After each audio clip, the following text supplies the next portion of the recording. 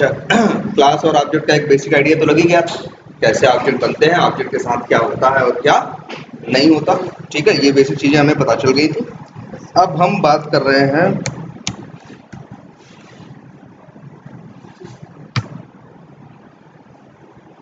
अगर हम ऑटोमेशन की बात करें तो ये तो पहले तो जो अभी तक हम देख रहे थे वो क्या था, बेसिक जावा था। ठीक है, वो बेसिक जावा के कंसेप्ट है। जावा में बहुत कुछ होता है दुनिया में। ठीक है, कोई डेवलपमेंट कर रहा है, कोई वेब एप्लीकेशन का डेवलपमेंट कर रहा है, कोई एपीआई का कर रहा है, कोई विंडो बेस्ड एप्लीकेशन का डेवलपमेंट कर रहा है, कोई एआई से रिलेटेड कुछ कर रहा है, कोई मशीन लर्निंग से रिलेटेड, बहुत कुछ जो भी कर रहा है, बहुत सी जगह जावा इस्तेमाल होती है। तो जावा के कंसेप्ट सबके लिए क्या होते हैं, सेम होते हैं। अब हमें ये सोचना है कि ये जो जावा है हमें अपने पर्पस के लिए इस्तेमाल करना है। हमारा पर्पस जो है वो है क्या, वेब ऑटोमेशन टेस्टिंग। जो हमारा पर्पस है वो क्या है, web automation testing. Web word क्यों आया है, क्योंकि हम एक तरह से एक वेब एप्लीकेशन को, एक वेब बेस्ड एप्लीकेशन क्या होता है, वो एप्लीकेशन जो किसी ब्राउजर के थ्रू रन होता है, ब्राउजर के सहारे चलता है, उसे क्या बोलते हैं, वेब एप्लीकेशन। जो ब्राउजर पे चलता है, पहली बात, जो ब्राउजर पे चलता है पहली बात, और दूसरी बात जिसके पास अपना क्या होता है, यूआरएल होता है। अच्छा, जैसे ये powersoft.id कुछ करके नहीं मेंशन है, ये क्या है, ये जो ये पावरसॉफ्ट वालों की का वेब एप्लीकेशन है, ये उसका क्या है, यूआरएल है या एड्रेस है। और दुनिया में हर एप्लीकेशन का जो इंटरनेट पे चल रहा है सबका यूआरएल क्या है, यूनिक है। सबका यूआरएल क्या है, यूनिक है। जैसे ये powersoft.id इन्होंने ले रखा है, तो ये powersoft.id अब दुनिया में कोई भी नहीं ले सकता। इसे बोलते हैं हम लोग क्या, डोमेन। जो ये powersoft.id है वर्ड, देखो पूरे वो बोलते हैं क्या, यूआरएल। और उसी में जो स्टार्टिंग का होता है, पहले स्लैश के पहले जितना है, इसको बोलते हैं क्या, डोमेन, डोमेन नेम। तो दुनिया में हर एप्लीकेशन का डोमेन नेम क्या है, यूनिक है। उसी के सहारे तो इंटरनेट पे अगर मान लो दो का मैच हो कर जाए, तो तुम खोलना चाहोगे ए पावरसॉफ्ट, खुल जाएगा कोई और। इसी वजह से ये सबका क्या होता है, यूनिक होता है। तो हमें एक वेब एप्लीकेशन की टेस्टिंग करनी है, उसी के लिए हमें जावा इस्तेमाल करना। क्लियर है ये बात। जावा में क्या होते हैं, क्लासेस और मेथड्स, ये बनाना आप सीखिए। इसके लिए वेब ऑटोमेशन टेस्टिंग जो मेरा अगला काम है, इसके लिए मार्केट में बहुत से टूल हैं, एक दो टूल नहीं। अगर लिखना शुरू करें तो कम से कम 20 टूल के नाम तो हम अभी लिख देते हैं, और कम से कम 5-7 पे तो हमने भी काम किया होगा। अगर जैसे नाम लें, सबसे पहले जब हम लोग एकदम नया आज के 15-16 साल पहले जब ऑटोमेशन हम लोगों ने स्टार्ट किया था, तब वेब एप्लीकेशन के लिए एक टूल आया करता था, क्विक टेस्ट प्रोफेशनल। एक टूल ये था, एक और ये था तुम्हारा कौन सा, सेलेनियम। सेलेनियम से ज्यादा पुराना है कौन, क्विक टेस्ट प्रोफेशनल। ठीक है, ये सन मेरे ख्याल से पहले तो इसका नाम क्विक टेस्ट प्रोफेशनल भी नहीं था, हम लोग शॉर्ट फॉर्म में इसको बोला करते थे क्या, क्यूटीपी। इसको बोलते थे क्या, क्यूटीपी। आज भी चल रहा है, ऐसा नहीं कि आज नहीं चल रहा है। जब पहले शुरू में था तो एक ऑर्गेनाइजेशन थी एस्ट्रा करके, पहले इसका नाम था क्यूटीपी का एस्ट्रा क्विक टेस्ट। बाद में इसको एस्ट्रा जो ऑर्गेनाइजेशन थी उसको टेक ओवर किया किसने, एक और कंपनी थी मरकरी। मरकरी ने क्या किया, एस्ट्रा क्विक टेस्ट को खरीद लिया, तो उनके सारे टूल्स, उनके सारे सिस्टम्स उसके हो गए। फिर उन लोगों ने नाम बदल के इसका रख दिया क्या, क्विक टेस्ट प्रोफेशनल। तब उस समय मार्केट में इनके मरकरी वालों के 3 टूल थे, बड़े फेमस थे। तब उस समय ऑटोमेशन में सारा जिसे कहते हैं ना, सारी मोनोपोली किसकी थी, मरकरी की थी, ये कंपनी का नाम था। ठीक है, और इनके 3 टूल चला करते थे। एक क्विक टेस्ट प्रोफेशनल था जो वेब एप्लीकेशन के ऑटोमेशन में यूज होता था और टाइप के, एक था विन रनर जो विंडो बेस्ड एप्लीकेशन में यूज होता था, और एक था लोड रनर जो इस्तेमाल होता था परफॉर्मेंस टेस्टिंग के लिए। परफॉर्मेंस टेस्टिंग समझ रहे हो मतलब, परफॉर्मेंस टेस्टिंग का मतलब है कि ये चेक करना कि ये एप्लीकेशन कितना लोड बियर कर पा रहा है। मतलब तुमने जैसे देखा होगा जीमेल को एक टाइम पे दुनिया में लाखों लोग यूज कर रहे हैं ना, एक नॉर्मल एप्लीकेशन लाखों लोगों का को load at a time bear नहीं कर सकता, बहुत से सिस्टम एप्लीकेशंस क्या हो जाएंगे, हैंग हो जाएंगे, लेकिन वो चलता है ना जीमेल, क्योंकि जीमेल को इस हिसाब से उन्होंने बनाया है कि लाखों लोग एक साथ उसे यूज करेंगे तब भी वो चल सके। लेकिन इसकी भी तो टेस्टिंग करनी होती होगी। तो ये जो टेस्टिंग है जिसमें हम ये देखते हैं कि मेरा एप्लीकेशन कितने लोड पे, लोड का मतलब कितने यूजर पे एक साथ काम कर ले रहा है, इसी को क्या बोलते हैं, लोड टेस्ट या परफॉर्मेंस टेस्टिंग बोलते हैं। तो परफॉर्मेंस टेस्टिंग के लिए टूल यूज हुआ करता था कौन सा, पहले समझो इसकी हिस्ट्री। अच्छा, एक क्विक टेस्ट प्रोफेशनल था, एक क्या था, विन रनर, और एक था क्या, लोड रनर। अच्छा विंडो बेस्ड एप्लीकेशन किसे कहते हैं, जैसे वर्ड फाइल इंस्टॉल करते हैं, वो एमएस वर्ड इंस्टॉल करते हैं एमएस ऑफिस ना, तो वो इंस्टॉल होता है ना, उसे बोलते हैं क्या, विंडो बेस्ड एप्लीकेशन, जो आपके सिस्टम पे इंस्टॉल होता है। और वेब बेस्ड एप्लीकेशन जो होता है आपके सिस्टम पे इंस्टॉल नहीं होता, इसके लिए आपके सिस्टम पे सिर्फ एक चीज होनी चाहिए, क्या, वेब ब्राउजर, जिसके सहारे आप यूआरएल डाल के आप क्या करते हो, उसे ओपन करके देखते हो। अब आजकल क्या है, वेब बेस्ड एप्लीकेशन, देखो विंडो बेस्ड एप्लीकेशन में दिक्कत क्या है, अगर हमें 100 लोगों को यूज कराना है तो 100 के 100 लोगों को अपने सिस्टम पे उसे इंस्टॉल करना पड़ेगा। लेकिन वेब बेस्ड में क्या है, लाखों लोग यूज करें चाहे करोड़ों, किसी को इंस्टॉल करने की जरूरत नहीं है, सीधे तुम्हारे पास क्रोम हो, फायरफॉक्स हो, कोई एक ब्राउजर हो, यूआरएल डालो, हिट करो और यूज करो। तो धीरे धीरे दुनिया वेब बेस्ड एप्लीकेशन पे जाने लगे। स्टार्टिंग लेकिन वेब बेस्ड एप्लीकेशन में क्या थे, सिक्योरिटी के खतरे थे, क्योंकि चीज इंटरनेट पे है, लाखों लोग एक साथ यूज कर सकते हैं, तो उसको हैक करना क्या था, आसान था। लेकिन धीरे धीरे करके सिक्योरिटी को लेके बहुत सा काम हुआ, और अब मैक्सिमम एप्लीकेशन जो बनते हैं क्या बनते हैं, वेब बेस्ड एप्लीकेशन, क्योंकि उसमें एक साथ कई लोग काम कर सकते हैं। लेकिन विंडो बेस्ड एप्लीकेशन क्या होते हैं, हर सिस्टम पे अलग अलग क्या किए जाते हैं, इंस्टॉल, इसलिए सेफ तो होते हैं, लेकिन उसमें ओवरहेड ज्यादा होता है कि हर सिस्टम पे अलग अलग क्या करो, उसे इंस्टॉल करो। और मान लो नया वर्जन आ जाए तो सब लोग, लाखों लोग अपने अपने सिस्टम से उसे पुराना हटाओ और फिर नया डालो। और इसमें कहाँ, इसमें भी नए नए वर्जन आ रहे हैं। फ्लिपकार्ट आज ऐसा ही थोड़ी ना है, फ्लिपकार्ट बदल रहा है, हर महीने बदल रहा है, लेकिन तुम्हें पता नहीं चलता, क्योंकि तुम्हें तो क्या है, तुम्हें तो कुछ इंस्टॉल करना नहीं, तुमको तो बस flipkart.com ओपन करना है, एंटर मारना है और वो क्या हो जाएगा, खुल जाएगा। ठीक है, तो विन रनर यूज करते थे मैक्सिमम लोग किसके लिए, विम नहीं नाम था, विन, विंडो बेस्ड एप्लीकेशन के लिए। लोड रनर यूज करते थे किसके लिए, परफॉर्मेंस टेस्टिंग के लिए, लोड टेस्टिंग के लिए। और क्विक टेस्ट प्रोफेशनल यूज होता था web based application. Quick test professional जो था बाद में वो विंडो बेस्ड और वेब बेस्ड एप्लीकेशन दोनों के लिए काम करता था। और एक बात समझो, ये जो परफॉर्मेंस टेस्टिंग जैसे करने की कैसे होती मालूम है, अगर मेरा एप्लीकेशन में डेवलप करवा रहे हैं, अगर हमें पता है कि मेरे 10,000 कस्टमर उसको एक साथ यूज करेंगे फ्यूचर में, तो हमें 10,000 लोगों के हमें परफॉर्मेंस टेस्टिंग करने का मतलब क्या, 10,000 लोगों से अगर हमको लगता है कि इसको यूज करेंगे 2-4 लाख लोग, और एक टाइम पे मैक्सिमम ऐसा हो सकता है कि 10,000 लोग बैठ के एक साथ क्या कर रहे हैं, उसे यूज कर रहे हैं, तो हमें 10,000 यूजर का लोड देना पड़ेगा सिस्टम को टेस्ट करने के लिए। जनरली ये मुश्किल है। अब 10 कैसे बैठाओ कराओगे 10,000 लोगों को, तो बताओ 10,000 लोगों को बैठाओ, सबको कंप्यूटर दो और घड़ी देखो, कहो भैया जब घड़ी पे 8 बजे तो सब लोग एक साथ लॉग इन करना, तो ये बड़ा टेढ़ा काम है ना। कहाँ से 10,000 लोग इकट्ठे करोगे, कहाँ से 10,000 कंप्यूटर लाओगे, कहाँ से सब करोगे। जो लोड रनर टूल है ना, ये वर्चुअल यूजर पैदा करता है, नकली यूजर। इससे कहोगे इसी बात का बड़ा महंगा टूल था, उसी समय करोड़ों का था जब हम लोग यूज किया करते थे, तो उससे जितना कहो 10,000 यूजर कहो लोड देने को, तो तुम्हारी साइट पे अचानक वो इसी सिस्टम से 10,000 यूजर बनाता था। वो फेक यूजर होते थे, उनको बोला करते थे हम लोग क्या, वर्चुअल यूजर।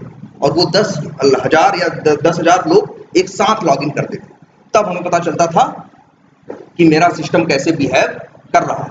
हम लोग पहले टेस्ट करते थे ऐसे कि 1,000 के लोड पे देखें, जैसे भाई 1,000 लोग यूज कर रहे हैं तो सोचता है लॉगिन क्या होगा, जल्दी होगा। 2,000 लोग जब उसी सिस्टम को यूज कर रहे होंगे तो भाई वही सर्वर सबको रिस्पॉन्स कर रहा है ना 2,000 लोगों को, तो लॉगिन होने में थोड़ा सा टाइम क्या लगेगा, ज्यादा लगेगा। तो हम लोग यही चेक करते थे कि जो सॉफ्टवेयर है जिसकी टेस्टिंग कर रहे हैं उसका रिस्पॉन्स टाइम कैसा है, 1,000 यूजर पे कैसा है, 2,000 यूजर पे कैसा है, 5,000 यूजर पे कैसा है, 10,000 यूजर पे कैसा है। तो ये सब काम कौन किया करता था, लोड रनर। लेकिन ये तीनों जो टूल थे जब आए थे, जब एक्स्ट्रा क्विक टेस्ट के थे तब भी ये पेड थे, बाद में मरकरी ने इनको टेक ओवर कर लिया, तब भी ये क्या थे, पेड थे। मतलब ये पैसे चार्ज करते थे, फ्री ऑफ कॉस्ट टूल्स नहीं थे। हम लोग के टाइम पे, उस टाइम पे क्यूटीपी का जो लाइसेंस कॉस्ट थी वो एक यूजर को यूज करने के लिए उस समय लगभग थी कितने, 15-16 लाख रुपए। तो अगर एक कंपनी के पास 50 बंदे ऑटोमेशन वाले हैं तो 10-15 करोड़ रुपए तो वो सिर्फ जाके मरकरी को पे करता था कि तुम्हारा सॉफ्टवेयर हम क्या करेंगे, यूज करें। मतलब बड़ा कॉस्टली सॉफ्टवेयर था, तीनों के तीनों बड़े कॉस्टली थे और तीनों क्या थे, पेड थे। इसके बाद सन 2004 में एक टूल और आया था, उसका नाम था क्या, सेलेनियम आईडी। एक टूल बनाया गया क्या, सेलेनियम आईडी, और इसको डेवलप किया था किसने, ये फायरफॉक्स वालों ने। मोजिला जो का है ऑर्गेनाइजेशन, मोजिला फायरफॉक्स, इनका ब्राउजर आप लोग यूज भी करते हो, मोजिला वालों ने ये टूल बनाया छोटा सा, सेलेनियम आईडी। और जानते हो ये पिट टेस्ट प्रोफेशनल की साइज क्या थी, लगभग 1 GB का। शुरू में था 400-500 MB का, बाद में आते आते 3-4 GB तक पहुंच गया। जब हम लोगों ने लास्ट टाइम यूज किया था इसको 2012-13 में, तब इसकी साइज बढ़ के 3-4 GB हो गई थी। मतलब वो 3-4 GB का हमें सॉफ्टवेयर लेना पड़ता था, इंस्टॉल करना पड़ता था। इसके बाद 14 दिन का हमें बस वो वही पेड सॉफ्टवेयर था, लेकिन वो ट्रायल वर्जन देता था अपना, तो 14 दिन के लिए क्या कर सकते हो आप, ट्रायल के लिए यूज कर सकते हो। तो हम लोग फिर उसको ऐसे डाउनलोड करके पढ़ते सीखते थे उसमें। लेकिन 2004 में एक टूल आया, कौन सा, सेलेनियम आईडी। इन्होंने एक बनाया टूल, इन्होंने कहा मेरे टूल से भी आप टेस्टिंग कर सकते हो, ऑटोमेशन टेस्टिंग, लेकिन सिर्फ और सिर्फ मोजिला फायरफॉक्स पे। मतलब इंटरनेट एक्सप्लोरर पे टेस्टिंग नहीं कर सकते। क्रोम तब दुनिया में आया ही नहीं था, क्रोम को 2009-10 में आया है ना, तब तो क्रोम का नाम ही नहीं था। तब मार्केट में यही 3-4 ब्राउजर चला करते थे उस समय। ये इंटरनेट एक्सप्लोरर था, एज वेज ये सब नहीं थे। इंटरनेट एक्सप्लोरर था, मोजिला फायरफॉक्स था, ओपेरा था, सफारी था, मेन 4 ब्राउजर मार्केट में थे। क्यूटीपी काम करता था किस पे मालूम है, आई पे, इंटरनेट एक्सप्लोरर पे। और मोजिला काम करता था किस पे, ये सेलेनियम आईडी काम करता था किस पे, मोजिला फायरफॉक्स। और इसकी जानते हो सेलेनियम आईडी की साइज कितनी थी, आज भी लगभग वैसे ही है, 1 MB से भी कम, लगभग 600-700 KB का। वो कहाँ GB में था, ये सिर्फ 600-700 क्या था, KB का था। बहुत छोटा सा टूल आया, लेकिन इसकी लिमिटेशन ये थी कि ये किस पे काम करता था, फायरफॉक्स पे। और इसकी लिमिटेशन ये थी कि ये किस पे काम करता था, इंटरनेट एक्सप्लोरर पे। दोनों की कमियां थी, ये इस पे काम करता था ये, लेकिन इसकी कमी होने के बावजूद भी मार्केट में ये ढंग से चल रहा। रीजन ये था कि उस समय के जमाने में यही ब्राउजर खूब चलता था। दुनिया में 90% सिस्टम में लोग बस एक ही चीज यूज करते थे, क्या, इंटरनेट एक्सप्लोरर। और दूसरे ब्राउजर को लोग जानते भी नहीं थे और लोग इस्तेमाल भी नहीं करते थे। भाई नया कंप्यूटर था, हर कंप्यूटर लोग माइक्रोसॉफ्ट का विंडोज डालते थे और विंडोज के साथ इंटरनेट एक्सप्लोरर फ्री में लगा हुआ आता था। तो दुनिया सिर्फ एक ही ब्राउजर जानती थी यूज करना, किसे, इंटरनेट एक्सप्लोरर को। जो एप्पल के यूजर थे वो सफारी यूज किया करते थे, और कोई ओपेरा यूज करता था, और कोई क्या यूज करता था, फायरफॉक्स। अच्छा, आई फ्री नहीं था, आई फ्री, क्योंकि भाई आप पहले विंडोज लोगे तो विंडोज के साथ आई वो मिलेगा ना आई, और विंडोज तो फ्री था नहीं, विंडोज तब भी पैसा लेता था, विंडोज आज भी पैसे लेता है। लेकिन फायरफॉक्स के साथ कुछ भी नहीं था, ये था भैया कोई भी ओएस रहे तुम्हारा, चाहे वो रहे लाइनक्स रहे, चाहे सफारी रहे, लाइनक्स रहे, चाहे मैक रहे, चाहे विंडोज रहे, कहीं पे भी आप फायरफॉक्स को डाल सकते हो। और फायरफॉक्स जब आया था तो ये क्या था, फ्री था, और साथ से साथ क्या था, ओपन सोर्स। तो ये टूल इसी पे चला करता था, फ्री में था, सफारी पे काम कर रहा था, लेकिन दुनिया ही सफारी नहीं यूज कर रही थी। भाई हम टेस्टिंग किस ब्राउजर में करना पसंद करेंगे, जिसको दुनिया यूज कर रही हो, मैंने यूजर फ्रेंडली नहीं, जिसको दुनिया यूज कर रही हो। अगर दुनिया इंटरनेट एक्सप्लोरर को यूज कर रही है तो हम अपने एप्लीकेशन को किस पे टेस्ट करना चाहेंगे। मेरी पहली प्रायोरिटी होगी कि भैया इसको किस पे टेस्ट करो, इंटरनेट एक्सप्लोरर पे, क्योंकि मेरे 90% जो दुनिया में यूज करने वाले होंगे मेरे सॉफ्टवेयर को, वो सारे क्या चलाते हैं, आई। तो इसीलिए भले ये इतना महंगा टूल था, फिर भी मार्केट में सिर्फ यही चला करता। और ये भले फ्री ऑफ कॉस्ट था लेकिन फिर भी ये मार्केट में चला नहीं करता, ठीक है। और हम लोगों ने उस समय 4-5 साल इस टूल पे काम किया, QTP पे। और ये लैंग्वेज, भाई हर टूल एक लैंग्वेज इस्तेमाल करता है, और ये लैंग्वेज इस्तेमाल करता था कौन सा, कभी कभी हम देखो शुरू में पढ़ा रहे थे, कोड नहीं लिखते थे, सीधे नोटपैड पे चला देते थे, वो लैंग्वेज VB स्क्रिप्ट थी। तो हम लोग उस समय यूज किया करते थे लैंग्वेज कौन सी, VB स्क्रिप्ट। उस समय सेलेनियम आया था, लेकिन सेलेनियम के बारे में किसी को ज्यादा पता नहीं था, और ये फ्री आया था। अच्छा, एक बड़ी इंटरेस्टिंग चीज, इसका नाम इन लोगों ने क्या रखा, सेलेनियम। भाई इनका नाम तो समझ में आता है ना, क्विक मतलब जल्दी, टेस्ट मतलब टेस्टिंग करने के लिए, प्रोफेशनल मतलब प्रोफेशनल लोग यूज करेंगे। इनका नाम तो समझ में आ रहा है कि ऑटोमेशन का एक टूल है, समझ में आ रही बात की टेस्टिंग करने के लिए, जल्दी टेस्टिंग करेगा, ऑटोमेशन का एक टूल है। इनके नाम में कहीं समझ में नहीं आता कि ये क्या है, सेलेनियम क्या है। सेलेनियम तो तुम्हारे पीरियोडिक टेबल का एक एलिमेंट है, जैसे हाइड्रोजन, ऑक्सीजन, ये सब है, वैसे एक एलिमेंट कौन सा है, सेलेनियम। लेकिन इन लोगों ने नाम क्या रखा इसका, सेलेनियम। अब उसमें भी था कि सेलेनियम नाम क्यों रखा। उस टाइम पे देखो मार्केट में चल कौन रहा था, मरकरी के टूल चल रहे थे।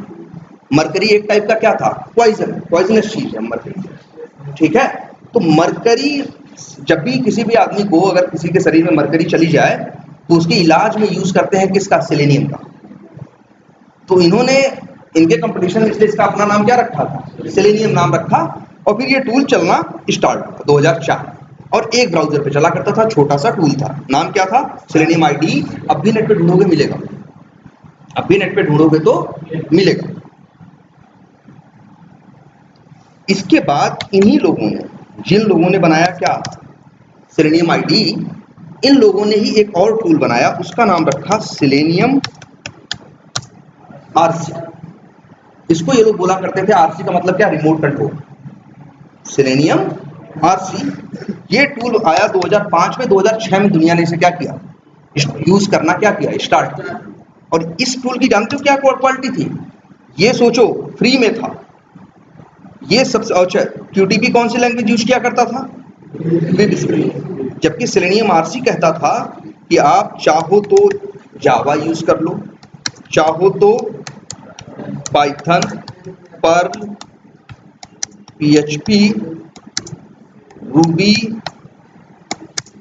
और शीशा। जब ये आया था सेलेनियम RC, तो ये 6 लैंग्वेजेस को सपोर्ट करता था। कहता था इनमें से 6, भाई अगर QTP इस्तेमाल करना है तो कहते थे कि जाओ पहले VB स्क्रिप्ट सीख के आओ। लेकिन जिसको सेलेनियम इस्तेमाल करना था, उसके लिए नहीं RC इस्तेमाल करना था, उसके लिए नियम ये था कि इन 6 में से कोई भी एक लैंग्वेज आपको आती तो आप किसी भी लैंग्वेज में इस्तेमाल करके ऑटोमेशन कर सकते, ठीक है।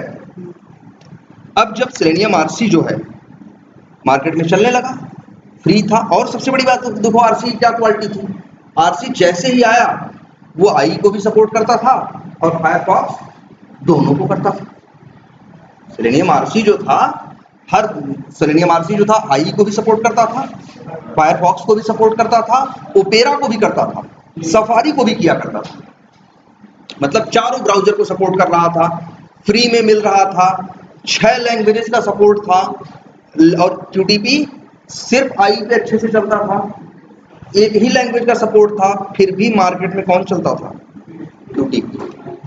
ये मतलब 15-16 लाख रुपए एक आदमी से मांग भी रहा था, एक आदमी को इस्तेमाल करने का। इसके बाद भी मार्केट में चलता कौन था, QTP। सेलेनियम RC आया, सारी अच्छाइयां होने के बावजूद मार्केट में ज्यादा चल नहीं पाया। रीजन क्या था, रीजन ये था, देखो सेलेनियम जो ID था या सेलेनियम RC है, ये जो टूल है, ये जो टूल बने थे, जिस लैंग्वेज का अंदर ये इस्तेमाल कर रहे थे, उस लैंग्वेज का नाम था जावा स्क्रिप्ट। जावा नहीं, जावा अलग चीज है, जावा स्क्रिप्ट अलग चीज है। इसके लिए शॉर्ट में हम लोग वर्ड इस्तेमाल करते हैं कई बार, क्या, JS, ठीक है। तो जावा स्क्रिप्ट एक ऐसी लैंग्वेज थी जो वेब एप्लीकेशंस के डेवलपमेंट में यूज होती थी।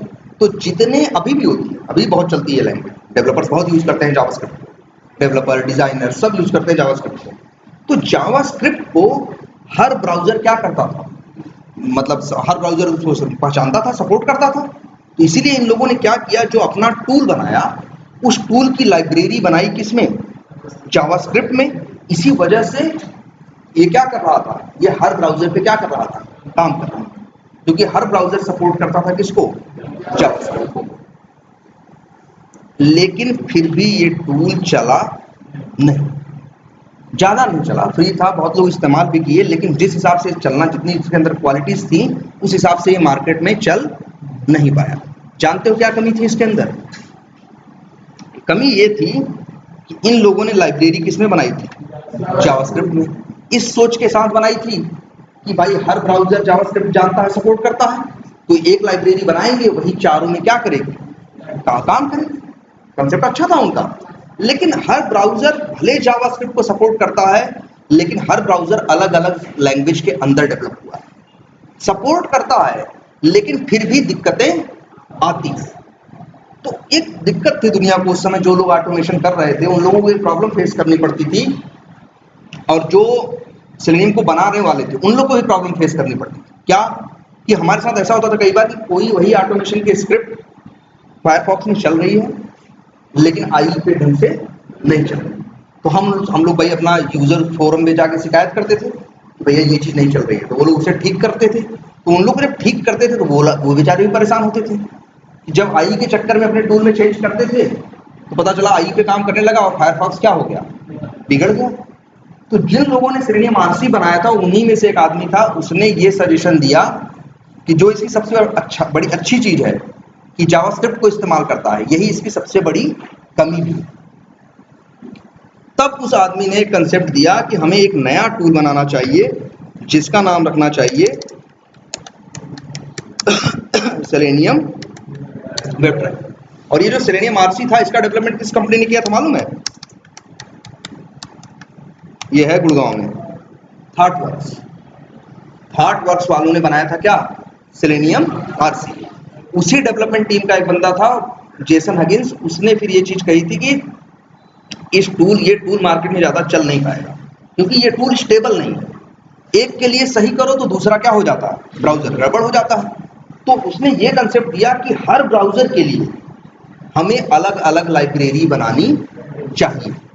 शुरू में मेहनत जरूर लगेगी, शुरू में इन्वेस्टमेंट जरूर लगेगा, लेकिन इससे तो कम से कम ये होगा ना कि भाई इसकी लाइब्रेरी क्रोम की उसके लिए आई के लिए लाइब्रेरी अलग है, फायरफॉक्स के लिए अलग है, सफारी की अलग है, ओपेरा की अलग है, ठीक है। क्रोम भी तो वही मार्केट में नया बस आने ही वाला था। तो उसने कहा जितने ब्राउजर चलते हैं हर ब्राउजर के लिए अलग अलग लाइब्रेरी बनाएंगे। इससे क्या होगा, एक ब्राउजर की लाइब्रेरी में चेंज करेंगे तो दूसरे पे फर्क नहीं पड़ेगा, तो ये चीज स्टेबल होगी, ये सोल्यूशन क्या होगा, स्टेबल होगा। तब उस टाइम पे सेलेनियम वेब ड्राइवर को इसने थॉटवर्क्स और गूगल ने फंड किया, तब इस पे काम स्टार्ट हुआ।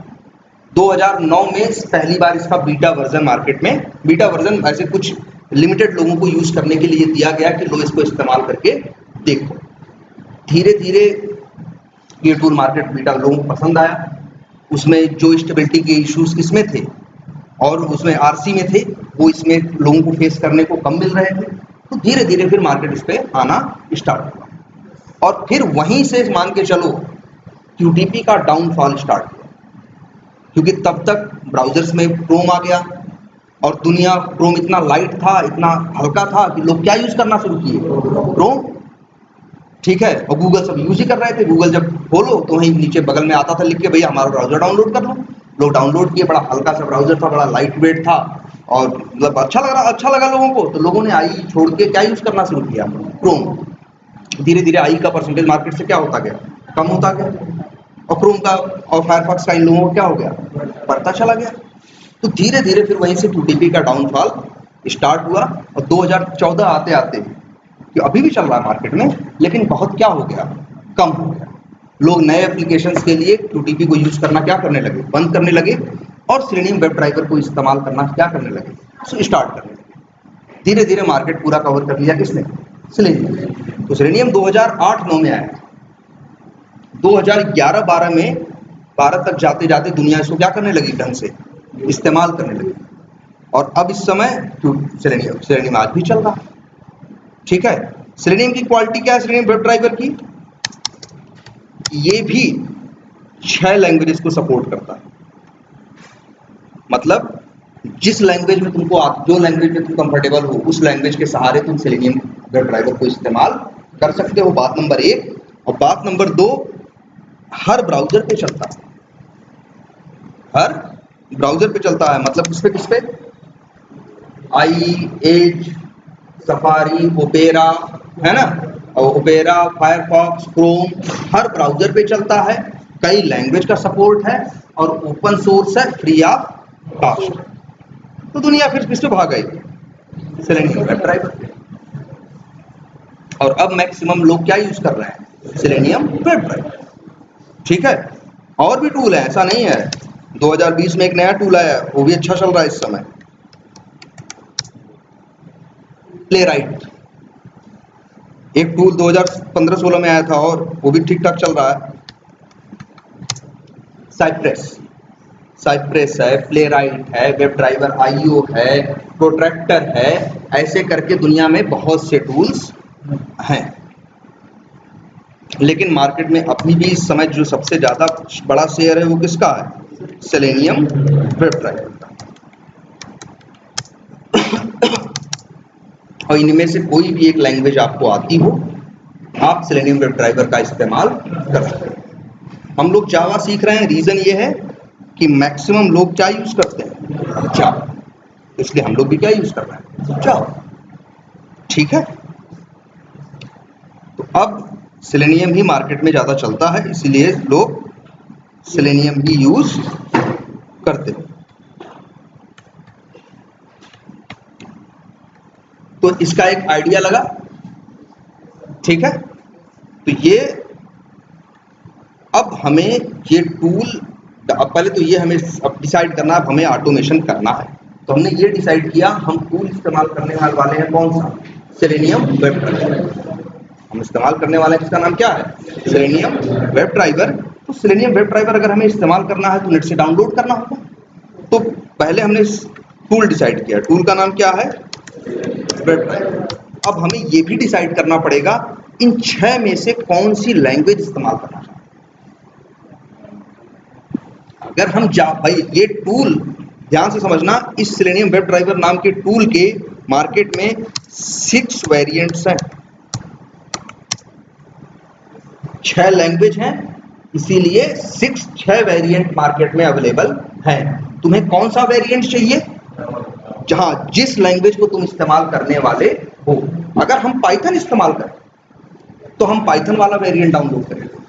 अगर हम C# यूज करना का प्लान कर रहे हैं तो हम C# वाला वेरिएंट डाउनलोड करेंगे। और अगर हम जावा यूज करने का प्लान कर रहे हैं तो हम जावा वाला वेरिएंट डाउनलोड करेंगे। तो चलो डाउनलोड करते हैं। क्या लिखना है तुमको? Selenium web driver download. आ गया ना? पहले इसकी साइट है ये, अब तो इन्होंने नाम बदल दिया है, क्या रख दिया है? www.selenium.dev। पहले इनका URL हुआ करता था Selenium HQ। ठीक है, अब तो बदल दिया, ये कर दिया। यहीं से जाना है आपको, डाउनलोड करना है। अब देखो आ रहा है ना, वो कह रहा है कि भैया C# लैंग्वेज का आप प्लान कर रहे हो तो ये वाला डाउनलोड करना, रूबी का इस्तेमाल करना है तो तुम ये वाला करना, जावा का इस्तेमाल करना है तो ये वाला करो, पाइथन का करना है तो ये वाला करो, जावास्क्रिप्ट का यूज करना है तो ये यूज करो। देखो 5 ही दे रहे हैं, लग रहा है PHP और रूबी का सपोर्ट क्या कर दिया इन लोगों ने? बंद कर दिया। क्या करो? हाँ, जावास्क्रिप्ट जोड़ दिया। तो हमें कौन सा यूज करना है? जावा। तो हमें ये डाउनलोड करना। इसका करंट वर्जन कौन सा? 4.13.0। जानते हो? अच्छा ये भी देख लो, ये आया कैसे था? जब आया था सेलेनियम, शुरू में तो था सेलेनियम आईडी। जब सेलेनियम RC आया तो उसी को बोलते थे हम लोग सेलेनियम 1। उसी को बोलते थे हम लोग क्या? सेलेनियम 1। जब सेलेनियम वेब ड्राइवर आया तो उसको बोलते थे हम लोग क्या? सेलेनियम 2। और अगर सेलेनियम वेब ड्राइवर के वर्जन जाके चेक करोगे तो सबसे पहले आया 2.00, 2.01, 02, 03, इस तरह से करके 2.53 तक आया। कहाँ तक आया? 2.53 तक। 3-4 साल 5 साल यही चला, सेलेनियम 2 चला। फिर इसी सेलेनियम वेब ड्राइवर को में थोड़ा बहुत और चेंज किया और फिर बोला सेलेनियम वेब ड्राइवर का जो नया वर्जन आया उसको बोला इन लोगों ने क्या, सेलेनियम 3। सेलेनियम 3 भी ऐसे चला, सेलेनियम 3.0, 3.01, 02, 03 सर चलता रहा। फिर बाद में ये लोग ले आए कौन सा, सेलेनियम 4। अब सेलेनियम 4 का भी 4.0 3-4 साल पुराना ये भी हो गया है। इस समय कौन सा चल रहा है, 4.13.0। तो ये नेट से आपको डाउनलोड करना। हाँ, हैकर लोग कौन सी, देखो हैकर लोग कोई एक लैंग्वेज यूज नहीं करते, वो मल्टीपल लैंग्वेजेस यूज करते हैं। मतलब काम के हिसाब से क्या कर रहे हैं, जैसे एक एप्लीकेशन बना है तो नेटवर्क लेवल पे कोई और प्रोग्रामिंग चाहिए, किसी लेवल पे कुछ और चाहिए। मतलब देखो हैकिंग के लिए लैंग्वेज पता होनी चाहिए, दुनिया भर के टूल्स पता होने चाहिए, और इसके बाद बहुत ढेर सारा टाइम आपके पास होना चाहिए। आपको कमियां ढूंढनी है, उसकी गलतियां ढूंढनी है। हैकिंग ऐसा नहीं है जैसा फिल्मों में दिखा देते हैं कि कमांड प्रॉम्प्ट खोला और हो गया, ऐसा नहीं है। वो एक चीज के पीछे कई बार सालों लगे रहते हैं, कई बार एक चीज के पीछे सालों लगे रहते हैं, उनमें कमियां नहीं मिलती, उनका टाइम खराब हो जाता है, और कई बार उनको चीजें क्या होती हैं, मिल भी जाती। तो पर्टिकुलर कुछ ऐसा नहीं है कि एक ही लैंग्वेज इस्तेमाल करते हैं, उनको जैसा होगी जरूरत, उन्हें मतलब जरूरत के हिसाब से कई लैंग्वेजेस इस्तेमाल करनी पड़ती। क्या करें, हाँ मतलब बहुत है तरीके, और बहुत से होते हैं स्मार्ट कि जो दुनिया भर के टूल्स बने हैं, कई टूल्स को इस्तेमाल करके हैक करने की कोशिश करते हैं। ठीक है,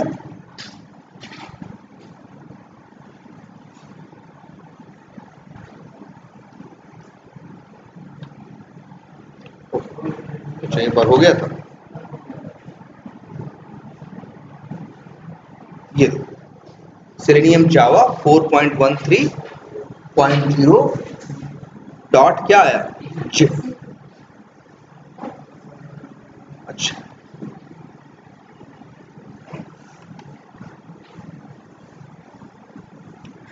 क्या है, ओपन विंडन या शोइंग,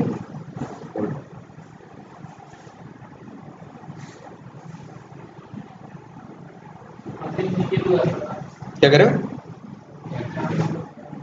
ना ना, जो डाउनलोड हुआ वो अलग चीज है, दिखाते हैं अभी क्या है वो क्रोम ड्राइवर है ना।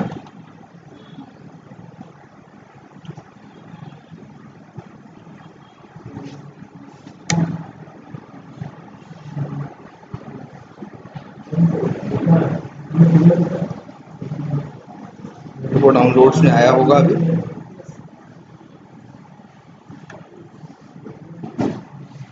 सेलेनियम जावा 4.13.0 यही है। चलो इसको उठा के रख देते हैं कहाँ, डेस्कटॉप पे, और न्यू करके एक नया क्या बना देते हैं, फोल्डर। फोल्डर का नाम रख देते हैं कुछ भी, चलो क्या, सेलेनियम। अंदर आते हैं ये, इसे राइट क्लिक करो। भाई कोई भी चीज जिप रहती है तो उसे क्या करना पड़ता है, एक्सट्रैक्ट करते हो, एक्सट्रैक्ट ऑल करो, एक्सट्रैक्ट बटन पे क्या करो, क्लिक करो।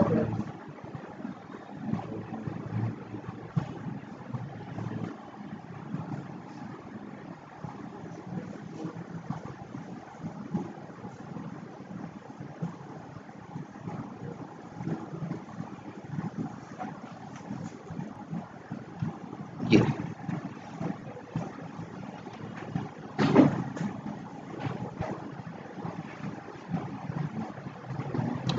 अब ये तुमको जिप जैसा लग रहा होगा, लेकिन इसको एक काम करना, इसे गलती से भी अनजिप मत करना, या इसे एक्सट्रैक्ट करने की जरूरत नहीं है। एक मिनट, इसको पहले आपके सब बहुत लोगों के सिस्टम पे अलग से आएगा, लेकिन इनके सिस्टम पे इस तरह से आ रहा है।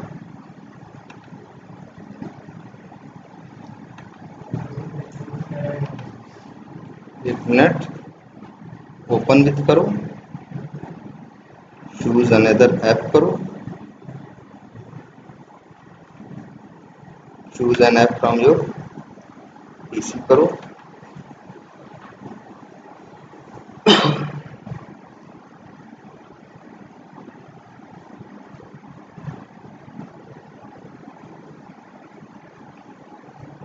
ऐसा दिखेगा औरों के सिस्टम इस तरह से। तो यही है तुम्हारा सेलेनियम नाम का जो टूल है, वो यही है।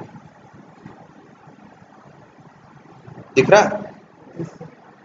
यही जो तुमको दिख रहा है, यही पूरा ये जो फोल्डर है सेलेनियम जावा 4.13.0, यही वो तुम्हारा टूल है जो तुम्हें यूज करना। साइज कितनी है अब भी देख लो, 30 MB। और इसके अंदर दिख क्या रहे हैं ये देखो, ये जरा आइकन पहचानने की कोशिश करो। ये जावा का वो है, आइकन है, एक कॉफी का कप और उसके ऊपर काफी क्या हो रही है, वेपराइज्ड हो रही है, भाप उसकी उड़ रही है, वो दिख रहा है कि नहीं? जानते हो ये जो फाइलें होती हैं जिनके ऊपर इस तरह से बना होता है, इसके लिए एक वर्ड इस्तेमाल होता है, इनको बोलते हैं क्या जानते हो? अब एक चीज देखो,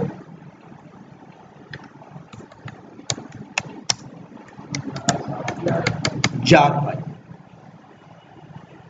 तो जब तुम सेलेनियम जावा के लिए डाउनलोड करोगे, जावा में इस्तेमाल करने के लिए डाउनलोड करोगे वहां से, तो उसके अंदर तुमको ढेर सारी क्या मिलेंगी? Jar files. ठीक है, दिख रही है ना कहीं जार?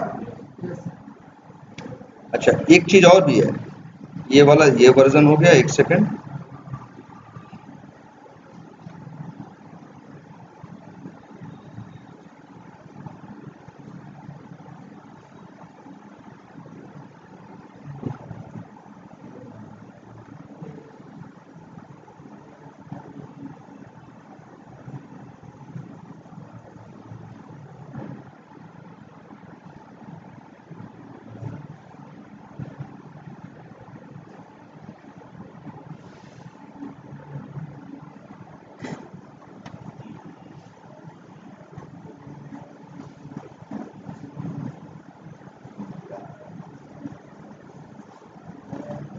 इसको कम है इसकी, चलो ठीक है, इसको छोड़ो।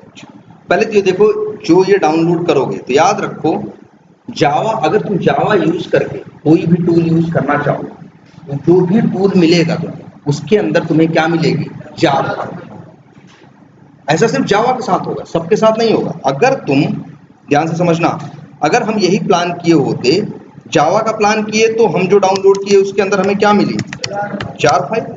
अगर हम यही प्लान किए होते कि भैया हम जावा नहीं, क्या यूज करेंगे लैंग्वेज, C# या C#, जो बोलो, ये यूज करेंगे, तब डाउनलोड करते ना, अंदर जाके देखते तुम्हें जार फाइल नहीं मिलती, तब तुमको मिलती DLL फाइल। क्या मिलती? DLL file. अगर तुम रूबी यूज करने का, रूबी लैंग्वेज यूज करने का प्लान करते और सोचते कि हम सेलेनियम यूज करेंगे रूबी के साथ, तब जब डाउनलोड करते ना और उसको एक्सट्रैक्ट करके देखते, तो अंदर तुमको जेम्स मिलती। मतलब जावा वाले क्या बोलते हैं? जार। रूबी वाले क्या बोलते हैं? जेम्स। C# वाले क्या बोलते हैं? DLL। हैं? अगर तुम ये यूज करो, पाइथन वाले बोलते हैं पाई, ठीक है, PY पाई, ठीक है, और उसी तरह से जावास्क्रिप्ट वाले यूज करते हैं JS। तो हमें कौन सा यूज करना? जार। अब तो नए वर्जन में ऐसा कर दिया है, नहीं पहले ऐसा था कि बस एक ही जार फाइल डाउनलोड करनी पड़े, लेकिन यहाँ क्या हो रहा है अभी बताओ? हमने डाउनलोड किया, एक जिप फाइल मिली, जिप को फाइल को क्या किया? एक्सट्रैक्ट किया, तो हमें ढेर सारी उसके अंदर क्या मिल रही है? जार। तो ये जार फाइल्स ही हैं, मतलब सेलेनियम का मतलब क्या है? Collection of jars. क्लियर है? यही सेलेनियम है जो सामने दिख रहा है। जावा में कोई भी टूल होगा तो उसके नेट से क्या मिलेगी? जार। जैसे प्लेराइट हम लोग यूज कर रहे हैं अभी जावा के साथ, तो हमें भी प्लेराइट के लिए भी प्लेराइट जो टूल है डाउनलोड करते हैं तो क्या मिलता है? जार। लेकिन C# वाले डाउनलोड करेंगे तो उनको जार नहीं मिलेगी, उनको क्या मिलेगी? DLL मिलेगी। अच्छा, अब क्वेश्चन ये उठता है कि आखिर इन जार फाइलों के अंदर होता क्या है? ये तो क्वेश्चन उठता है कि नहीं उठता, कि आखिर ये जो जार फाइलें हैं क्या और इनके अंदर क्या है? जरा ये चेक करके देखते हैं। एक जार फाइल यहीं पे क्या कर दे रहे हैं हम, नए फोल्डर में बना के कॉपी करके क्या कर दे रहे हैं इसे, पेस्ट कर दे रहे हैं और इसे राइट क्लिक करके ध्यान से देखो हम क्या कर रहे हैं, एक्सट्रैक्ट कर रहे हैं। ऑप्शन आ रहा है? नहीं आ रहा? सो मोर ऑप्शंस करो, आएगा आएगा। अच्छा यहाँ पे भी आएगा। एक ऑप्शन आ रहा है क्या, एक्सट्रैक्ट हियर। एक्सट्रैक्ट हियर करो, क्लिक करो। जो जार था वो फोल्डर बन के दिखने लगा ना। इसके अंदर जाके जरा देखो, एक और फोल्डर, इसके अंदर जाके देखो एक और फोल्डर है, इसके अंदर जाके देखो दुनिया भर की चीजें दिख रही हैं। कुछ पहचाना हुआ दिख रहा है? हाँ, डॉट क्लास दिख रहा है कि नहीं? ये क्या होता है? जावा में जो कोड लिखते हो कंपाइल होने के बाद क्या बनता है? डॉट क्लास ही तो बनता है। इसके अंदर उसको ओपन करो जरा नोटपैड पे। कुछ पहचान में आ रहा है? वो अरे मतलब कंपाइल्ड कोड ऐसे ही होता था ना, जो तुम लोग कोड लिखते थे जावा सी करके कंपाइल करते थे, तो ऐसे ही तो होता है, जिसे हम समझ नहीं पाते। हाँ, मशीन लैंग्वेज में लिखा होता है कि नहीं लिखा होता? तो जार, अब समझो जार क्या है या सेलेनियम क्या है, ये समझो अब। तो जब भी कोई जावा में टूल बनाता है, तो टूल बनाने का क्या मतलब है? पहले तो ये समझो, हमें ऑटोमेशन करना है ना। हम चाहें तो बिना जावा के भी हम ऑटोमेशन, बिना सेलेनियम के भी ऑटोमेशन कर सकते हैं। कैसे? सिर्फ जावास्क्रिप्ट का इस्तेमाल करके, सिर्फ VB स्क्रिप्ट का इस्तेमाल करके हम किसी भी एप्लीकेशन को ऑटोमेट, किसी की भी ऑटोमेशन टेस्टिंग कर सकते हैं। लेकिन वो ऑटोमेशन बहुत लेंदी होगा, बहुत टेढ़ा होगा, बहुत टफ होगा। इसीलिए दुनिया के कुछ लोग जमा हुए और उन लोगों ने क्या किया, जो जो काम ऑटोमेशन में करना होता है, हर काम को करने के लिए लिख दिया क्या, कोड, और वो कोड नेट पे डाल दिया। अब मेरे लिए काम क्या हो गया, आसान हो गया। हमें जैसे करना क्या है, जैसे मान लो हमें ब्राउजर लॉन्च करना, हमें URL डालना, हमें यूजर नेम में वैल्यू डालनी है, हमें पासवर्ड में वैल्यू डालनी है, ये काम करने हैं ना हमें। तो ये काम करने का दो रास्ता है, एक कि कोई टूल मत यूज करो, तो ब्राउजर लॉन्च करने के लिए ही तुम्हें 10 लाइन का लिखना पड़ेगा क्या, कोड। एक रास्ता दूसरा है, कुछ लोगों ने क्या किया है, इसके लिए टूल बना दिया है। टूल के अंदर क्या बना दिया है, क्लास क्लास भाई टूल के अंदर क्या है, कोड लिखा है। बस हमें अब अगर क्लिक करना है, अगर अब हमें ब्राउजर लॉन्च करना है, तो हमें 10 लाइन का कोड लिखने की जरूरत नहीं है। उन लोगों ने कोड लिख के मेथड बना के रखा है, बस हमें मेथड क्या कर लेना है, कॉल कर लेना है। अरे हम क्यों सेलेनियम यूज कर रहे हैं यार? इसीलिए तो सेलेनियम यूज कर रहे हैं, क्योंकि हर काम को करने के लिए इन लोगों ने क्या किया, कोड पहले से ही लिख के रख दिया। मेरी लाइफ अब क्या हो गई, आसान हो गई। हमें कुछ भी करना है, हर काम के लिए कोड लिखा है, हर काम के लिए उन्होंने क्या बनाया है, मेथड बनाया है, हमें सीधे उसे क्या करना है, कॉल कर लेना। तो सच्चाई ये है कि कोई भी जब जार होती है, तो जार के अंदर ढूंढोगे तो ढेर सारी क्या होती हैं, क्लासेस होती हैं। कौन सी क्लास, वो भी डॉट जावा फाइल नहीं, कौन सी, डॉट क्लास। तुम्हें पता है ना, डॉट जावा नहीं चलती, चलता कौन है, डॉट क्लास। काम करने वाली असली फाइल कौन सी होती है, डॉट क्लास। डॉट जावा में तो हम कोड लिखते हैं, कंपाइल होकर डॉट क्लास बनती है, और चलती कौन है, डॉट क्लास। तो जानते हो सेलेनियम बनाने वालों ने क्या किया, हर काम को करने के लिए क्या लिखा, कोड लिखा। अब जावा में कोड लिखते बेचारे तो कैसे लिखते, क्लास बनाते, और क्लास बना के इसमें क्या बनाते, मेथड, और मेथड के अंदर लिखते क्या, कोड। तो उन लोगों ने बस इतना ही किया कि एक वेब एप्लीकेशन को ऑटोमेट करने के लिए उसमें हजारों काम होते हैं करने के, तो हजारों उन्होंने क्या बनाए, उन्होंने सैकड़ों क्या बनाए, क्लासेस, और हर क्लासेस के अंदर बनाए क्या, मेथड्स। और कहा कि अगर तुम्हें ये काम करना है तो अब तुम्हें ज्यादा कोड लिखने की जरूरत नहीं है, ये मेरा कोड लो, मेरे क्लासेस और मेथड्स लो, जो काम करना हो उन्हें सीधे क्या कर लो, कॉल कर लो, हो गया तुम्हारा काम। जैसे मान लो यूजर नेम में वैल्यू डालना, अगर हम वैसे बिना सेलेनियम के ये काम करना चाहें तो हमें शायद 10 लाइन का कोड लिखना पड़ेगा, लेकिन सेलेनियम इस्तेमाल करेंगे तो क्या होगा, सेलेनियम वालों ने उसके लिए क्या बना रखी हो, क्लास, और क्लास के अंदर क्या बना रखा होगा, मेथड। हमें बस मेथड क्या कर लेना, एक मेथड कॉल करना तो जानते हो ना जावा में, मेथड कॉल करना, क्लास कॉल करना, है ना, क्लास का ऑब्जेक्ट बनाना, ये सब तो जानते हो। बस तुम्हें बस क्या करना है, एक लाइन में तुम्हें अब क्या करना है, कॉल करना है। मेथड का नाम भी इतना अच्छा सा रख दिया कि तुमको देख के समझ में आए कि क्या करना है और क्या ये मेथड क्या करता होगा और क्या नहीं करता होगा, नाम ही ऐसा रख दिया। जैसे कहीं क्लिक करना, मान लो तुमको लॉगिन बटन पे क्या करना है, क्लिक करना है ऑटोमेशन से, तुम लोगों ने एक क्लास के अंदर मेथड बना दिया, मेथड का नाम क्या रख दिया, क्लिक। तुम्हारे लिए आसान हो गया ना, तुम्हें ज्यादा कुछ थोड़ी सोचना है, बस तुम्हें क्लिक मेथड क्या करना है, कॉल करना, बनाना नहीं है, बना हुआ इन्हीं के अंदर रखा। तो जार होता क्या है ये समझो, एक तरह से लिख देते हैं यहां पे, कहां गया नोट पर,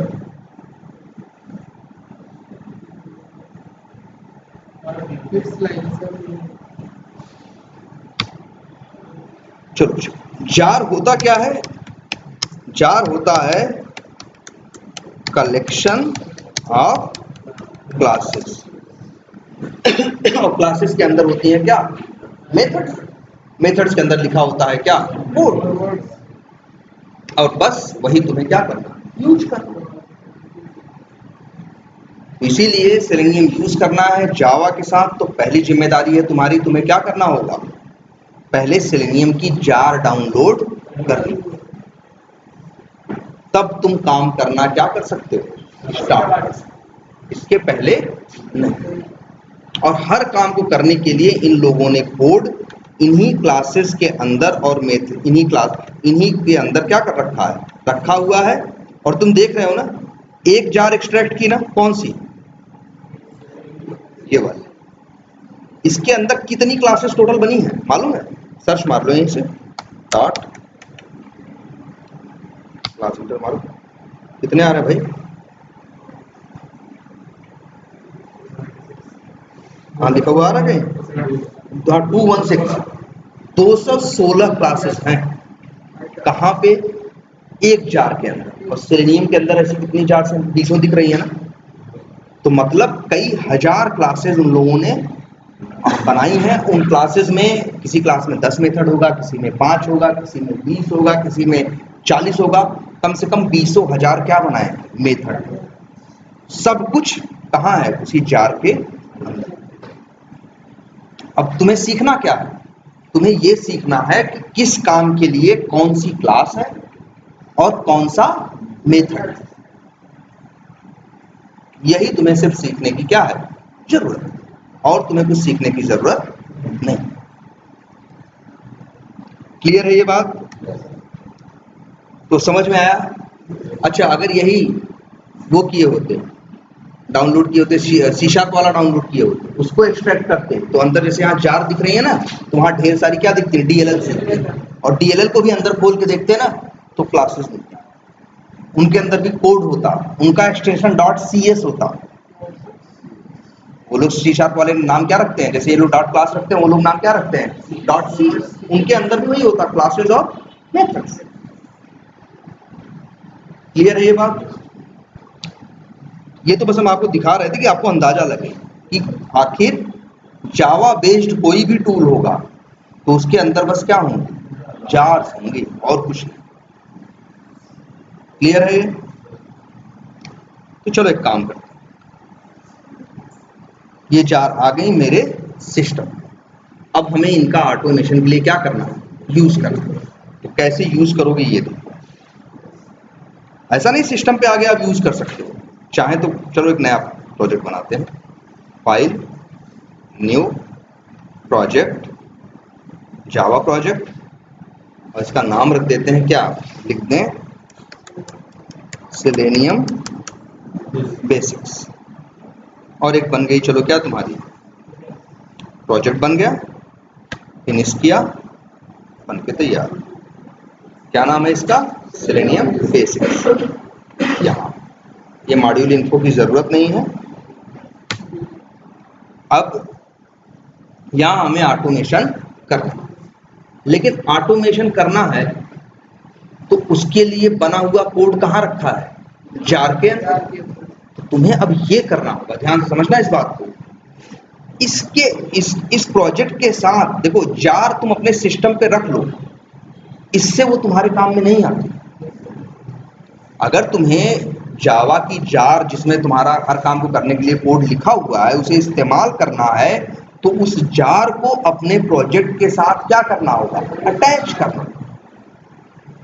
भाई जैसे सोचो तुम्ही ट्राली घर पे ले आती है तो वो अपने आप निकल के ढोने लगेगी, उसको ट्रैक्टर के साथ क्या करना पड़ेगा, जोड़ोगे तब तो काम करेगी। तुम ये ले आ दिए हो, सिस्टम पे तुम्हारे आ गया है, लेकिन अब भी तुम उसे इस्तेमाल नहीं कर सकते, क्योंकि जिस प्रोजेक्ट में उसे इस्तेमाल करना है उस प्रोजेक्ट के साथ उसे क्या करना होगा, अटैच करना होगा या जोड़ना होगा, तब काम कर सकते। तो पहला स्टेप क्या था, बस उसे डाउनलोड करना, और दूसरा है अपने प्रोजेक्ट में अगर यूज करना है तो प्रोजेक्ट के साथ उसे क्या करना, अटैच करना। तो चलो अटैच करते हैं, राइट क्लिक करते हैं। कैसे अटैच करते हैं देखते हैं। प्रोजेक्ट पे देखो, पहले प्रोजेक्ट देखो, जिस प्रोजेक्ट में करना है, किसमें करना है, सेलेनियम बेसिक्स में ना। तो सेलेनियम बेसिक्स को लिया, इसे क्या किया, राइट क्लिक, और एक ऑप्शन आएगा क्या, बिल्ड पाथ, याद रखना। और फिर एक ऑप्शन आएगा क्या, कॉन्फ़िगर बिल्ड पाथ। फिर यहाँ पे तुमको दिखेगा जावा बिल्ड पाथ, यहाँ दिखेगा क्या, लाइब्रेरीज। लाइब्रेरीज में भी दो चीज दिखाई देगी, मॉड्यूल पाथ और क्लास पाथ। इसी क्लास पाथ को तुम्हें क्या करना है, सेलेक्ट करना है, और इसके बाद यहाँ एक ऑप्शन दिखाई देगा, क्या ना है, ऐड एक्सटर्नल जार, है ना ऑप्शन, कि जार अपनी क्या करो, ऐड करो, तब तो इस्तेमाल करोगे। तो इस पे क्लिक किया, पूरा सिस्टम यहाँ दिखने लगा। कहाँ हमने जार रखी है, डाउनलोड हमने तो वहां पे लेते आए थे ना, डेस्कटॉप पे लाए थे, सेलेनियम नाम के फोल्डर में। ये है जार ना, कहाँ पे, अब एक जार तो है नहीं, अब एक एक करके करो, 300 जार है, बहुत टाइम लगेगा ना, इसलिए सेलेक्ट करो, शिफ्ट दबाओ और डाउन की करो। डाउन की जान रहे हो, जो नीचे वालों एरो डाउन, सारा सेलेक्ट किया और क्या कर दिया, ओपन बटन पे क्या किया, क्लिक किया, देखो सारी जार। और इसके बाद इसे क्या करो, अप्लाई एंड क्लोज। जैसे ही तुम्हारी जार ऐड हुई, ध्यान देना एक चीज पे, एक नई चीज यहाँ पे आ गई, रेफरेंस्ड लाइब्रेरी। इन प्रोजेक्ट में जार नहीं अटैच है ना, इसलिए इनमें नहीं मिलेगा। और इससे हमें पता चल जाता है रेफरेंस लाइब्रेरीज देख के कि हाँ भैया इसके अंदर जार क्या हो चुकी है, ऐड हो चुकी है। अब इस प्रोजेक्ट के अंदर सेलेनियम को इस्तेमाल कर सकते। क्लियर है। अब एसआरसी में हम बनाए क्लास, तो वैसे पैकेज बना के बनाए, तो हम जानते हैं पैकेज कैसे बनता है। हम एक पैकेज बनाते हैं, पैकेज का नाम रखते हैं, मान लो क्या, सेलेनियम बेसिक्स। ये क्या हो गया, पैकेज का नाम। और यहाँ पे न्यू करके क्लास बनाते हैं जिसका नाम रख देते हैं क्या, बेसिक सेलेनियम कंसेप्ट्स। और public static void main checkbox check कर देते हैं और क्या कर देते हैं, फिनिश।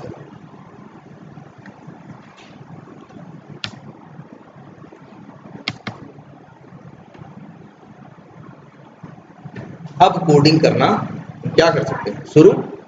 अब कोडिंग में भी क्या करें, आखिर जार बेवजह थोड़ी डाउनलोड किए, क्यों, क्योंकि जार के अंदर है क्या, क्लासेस। और याद रखना, फोल्डर को बस हमने एक्सट्रैक्ट किया, अंदर के जार को एक्सट्रैक्ट करने की जरूरत नहीं है। वो तो तुम्हें दिखाने के लिए हम बस एक्सट्रैक्ट करके दिखाए कि आखिर जार में होता क्या है, लेकिन तुम्हें जार को एक्सट्रैक्ट करने की जरूरत नहीं है। ये जार तुमने अपने प्रोजेक्ट में अटैच कर ली है ना, तो अब तुम उस जार के अंदर जो क्लासेस हैं और जो मेथड्स हैं उन्हें इस्तेमाल कर सकते हो। अब तुम्हें ये सीखना है कि किस काम के लिए कौन सी क्लास है और किस काम के लिए कौन सी क्लास नहीं है। अब हमें ऑटोमेशन करना है, ठीक। तो ऑटोमेशन करना है तो क्या करना है, मेथड कॉल करना है। तो मेथड कॉल करने के लिए तो पहले तो क्लास का नाम पता होना चाहिए ना। तो हम तुम्हें एक क्लास का नाम बताते हैं। क्लास का नाम है, कई क्लासेस हैं, एक क्लास का नाम पहले देखो जिसका नाम क्या है, क्या नाम है, क्रोम ड्राइवर। हमने नहीं बनाई है ये क्लास, ये कहां से आ रही है, जार के अंदर से। और जार के अंदर से क्यों आ रही है, क्योंकि जार के अंदर से, क्योंकि जार को हमने अपने प्रोजेक्ट में क्या किया, अटैच किया। अगर हम यही इस प्रोजेक्ट में खड़े होकर लिखने की कोशिश करते, जैसे यहाँ देखो 4 अक्षर लिख दिए, सजेशन आने लगा कि नहीं आने लगा, क्यों, क्योंकि इस प्रोजेक्ट के साथ जार लगी हुई है। यही तुम वेरिएबल्स वाले प्रोजेक्ट में जाओ जहां जार नहीं लगाए थे, इसमें खड़े होके और सोचो हम लिखें यही चीज, क्या,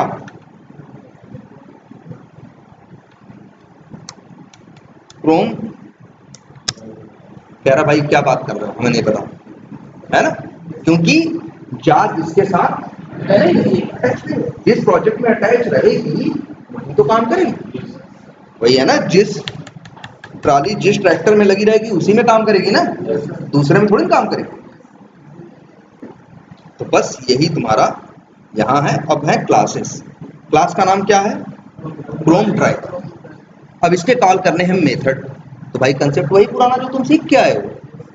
क्लास के अंदर दो चीजें हो सकती हैं मेथड की बात करें तो, एक स्टैटिक मेथड और एक कैसा, non static method. Static variable और नॉन स्टैटिक वेरिएबल। तो अगर हम क्रोम ड्राइवर डॉट करेंगे, क्लास का नाम लिखेंगे, डॉट लगाएंगे तो सिर्फ क्या आएंगी? सिर्फ स्टैटिक चीजें आएंगी ना, यही होता है ना। क्लास का नाम लिखो, डॉट लगाओ तो क्या आता है? स्टैटिक। और लेकिन अगर न्यू करके आप क्लास का क्या कर सकते हो? ऑब्जेक्ट बना सकते हो। New Chrome driver. इससे क्या होगा? क्लास का ऑब्जेक्ट बनेगा, और जब ऑब्जेक्ट बन जाता है तो डॉट लगाते हो तो क्या दिखता है? नॉन स्टैटिक स्टैटिक सब दिखता है।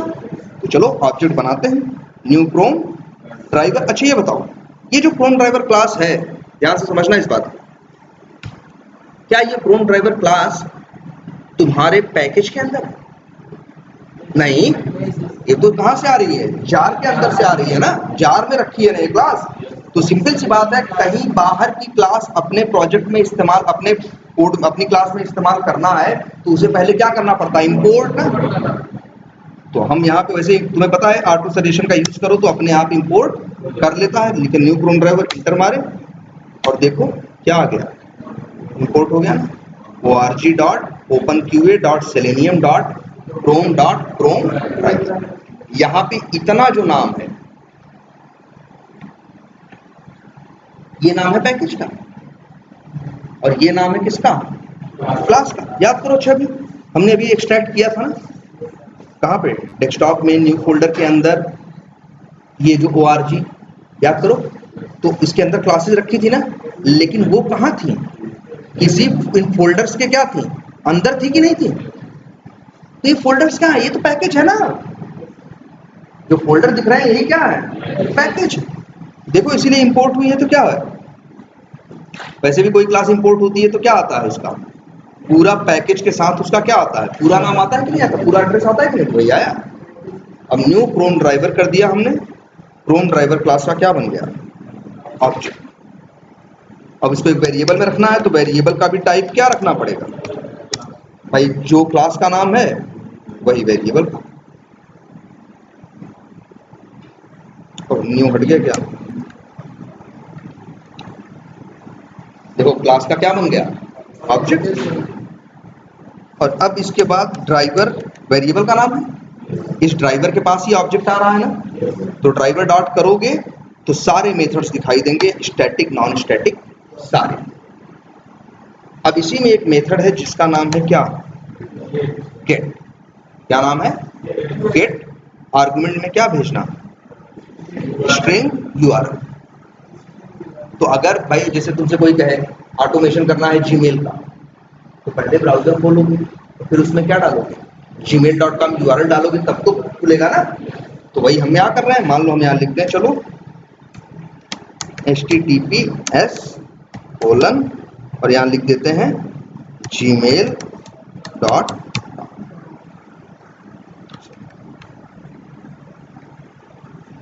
अब चला के देखते हैं जरा इसे।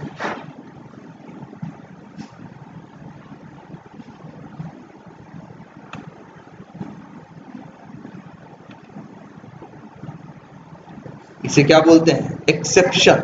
कुछ ऐसे रेड कलर से इतना लिख के 3-5 कहानी आ जाए तो समझ जाना क्या है, कोई प्रॉब्लम आई है, एक्सेप्शन आया। हाँ, अपवाद कहो, ठीक है, कुछ अनवांटेड सिचुएशन पैदा हुई है जिसकी वजह से, अभी आगे बात बताएंगे एक्सेप्शन के बारे में। ऐसा कुछ भी आ जाए और क्या आ रहा है? No class def found error. एक काम करते हैं, रुक जाओ, राइट क्लिक करो, बिल्ड पाथ करो, फिर क्या करो? कॉन्फ़िगर बिल्ड पाथ करो। हमने सारी ऐड कर दी थी ना, लेकिन याद करो, ऐड एक्सटर्नल जार्स में जाओ, यहाँ एक फोल्डर और भी था ना, लिब, और लिब के अंदर भी क्या पड़ी थी? जार्स। इनको भी हमने क्या कर दिया?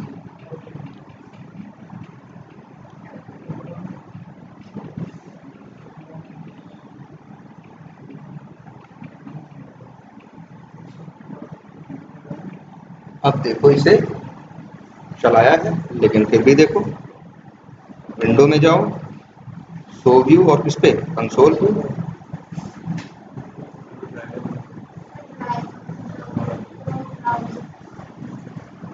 देखो इसने क्या किया, क्रोम ब्राउजर लॉन्च किया और उसके अंदर gmail.com क्या कर दिया, ओपन। अगर हम यही लिखते, ये जो क्रोम ड्राइवर वाली बात है ना, ये जरूरत पड़ती थी अभी 2-4 वर्जन पीछे तक। अब से इन लोगों ने ऐसा कर दिया है कि बिना क्रोम ड्राइवर के भी चलाओगे तो चलेगा। चलो यहाँ देखते हैं, अगर हम यही लिख दिए होते क्या, डॉट, अब चला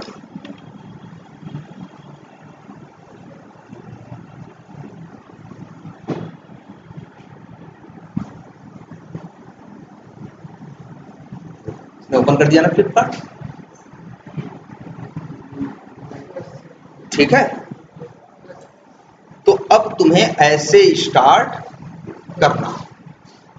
देखो हम स्टेप्स लिख देते हैं, क्या करना है, कुछ नहीं, ज्यादा मुश्किल नहीं है। वैसे तुम्हें बस क्या करना है, सेलेनियम की जिप फाइल क्या करनी है, हाँ डाउनलोड लिख देते हैं, डाउनलोड करना है एंड एक्सट्रैक्ट करना है। फिर अपने प्रोजेक्ट पे क्या करना है, राइट क्लिक करना है ना। अटैच करने के लिए क्या करना होगा, राइट क्लिक करना होगा। फिर जाना होगा कहाँ, एक ऑप्शन आएगा कॉन्फ़िगर बिल्ड पाथ, वहां आएगा। फिर एक ऑप्शन किसका, लाइब्रेरीज करके एक टैब आएगी। फिर वहां पे एक ऑप्शन आएगा क्या, क्लास पाथ। फिर वहां से एक ऑप्शन आएगा ऐड एक्सटर्नल जार्स। फिर वहां से एक ऑप्शन ऐड एक्सटर्नल जार्स करोगे। फिर ब्राउज करोगे, इसे ब्राउज करोगे सेलेनियम की किसको, सेलेनियम जार्स को, जो कि जार कहाँ पड़ी हैं, एक तो ना डेस्कटॉप पे तो हम रखे हैं ना, एक तो सेलेनियम फोल्डर में जार पड़ी है और प्लस दूसरी कहाँ पड़ी है, उसके अंदर लिब में पड़ी है। इन सारी जार से पहले क्या करोगे, हाँ मैं कॉपी नहीं कर रहे हैं, ध्यान से देखो, हाँ फिर से देखो हम क्या कर रहे हैं।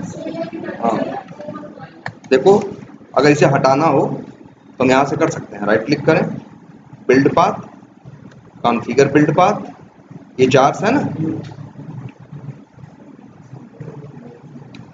क्या कर दिया इनको सबको, क्या कर दे रहे हैं हम, सेलेक्ट, और इसे कर दो क्या, अप्लाई एंड क्लोज करो। अच्छा देखो तुम्हारा कोड एरर देने लगा, क्योंकि वो जार से ही तो सब आ रहा था। जब जार चला गया तो फिर कहां से कोड करो, जो ये क्रोम ड्राइवर क्लास है तुम्हारी बनाई क्लास थोड़ी ना, जावा वालों की थोड़ी ना है, किसकी है, सेलेनियम वालों की। सेलेनियम वालों ने अपनी जार में रखा है, वो जार अटैच करोगे तब काम करोगे। देखो क्या कर रहे हैं, प्रोजेक्ट पे राइट क्लिक और फिर कहां जा रहे हैं, build path, configure build path, class path select करना है, ऐड एक्सटर्नल जार्स में जाना है, और इसके बाद एक तो लिब वाली सारी अंदर वाली उठा लेना, और फिर इसके बाद फिर से सेलेक्ट करो और ऐड एक्सटर्नल जार्स, अब की कौन सी उठा लेना, ये नीचे वाली सारी, और इसे क्या कर लो, ओपन, अप्लाई एंड। अब देखो एरर चली, क्योंकि आ रही है कहां से, उसी जार से। और ये हमने क्या किया है, पहले ये समझते हैं। पहली लाइन में हमने क्या किया, क्रोम ड्राइवर क्लास का क्या किया है, ऑब्जेक्ट क्रिएट किया है। तो पहला काम क्या करना है तुम्हें, क्रोम ड्राइवर क्लास का क्या बनाना है, ऑब्जेक्ट। और अगला काम करना है, फिर इसके बाद तुम मेथड्स कॉल कर सकते हो। डॉट करो, कितने मेथड है इसमें, बहुत मेथड है ना। अब हर मेथड अलग अलग काम के लिए। एक मेथड है जिसका नाम क्या है, गेट। गेट मेथड का काम है ब्राउजर में क्या करना, URL ओपन करना। जो URL दोगे, फ्लिपकार्ट दोगे तो फ्लिपकार्ट खुलेगा, जीमेल दोगे तो जीमेल खुलेगा, फेसबुक दे दोगे तो कौन खुलेगा, फेसबुक खुलेगा। तो इसके पास, अच्छा ये गेट मेथड किस क्लास का है, देखो गेट मेथड किस क्लास का, भाई गेट मेथड किसके सहारे कॉल कर दिया है, ड्राइवर के सहारे ना, और ड्राइवर के पास किसका ऑब्जेक्ट है, ड्रोन ड्राइवर क्लास का ना। तो ये जो गेट मेथड है, कोई पूछेगा किसका है, तो तुमको कोई दिखा के पूछे कि बताओ गेट के बारे में बताओ, तो कहोगे गेट क्रोम ड्राइवर क्लास का एक नॉन स्टैटिक मेथड है, वही है ना, स्टैटिक नहीं है। स्टैटिक होता तो क्रोम ड्राइवर डॉट करते तभी गेट आता, लेकिन ऐसा है नहीं। अब आगे बढ़ो, ऐसे ही, ऐसा नहीं एक ही मेथड है। अब मान लो ये क्या करेगा, URL बोल दिया, अब हम लिखें ड्राइवर डॉट, फिर मेथड आएंगे, ऐसे थोड़ा एक ही मेथड है get method, 50 method. Get method का काम क्या है, URL ओपन करना। एक मेथड ऐसे ही और है जिसका नाम क्या है, क्लोज, दिख रहा है ना, मेथड का नाम क्या है, क्लोज।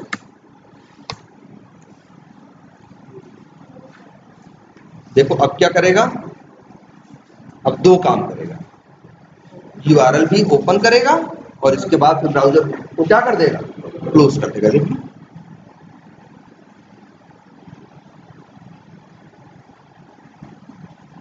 ऑटोमेटिकली कर दिया कि नहीं कर दिया, तुम्हें अपने हाथ से करने की जरूरत नहीं है, तुम देख रहे हो। और सबसे बड़ी बात ये सोचो, जो गेट है, गेट एक मेथड है, मेरा बनाया हुआ नहीं है, जार के अंदर से आ रहा है।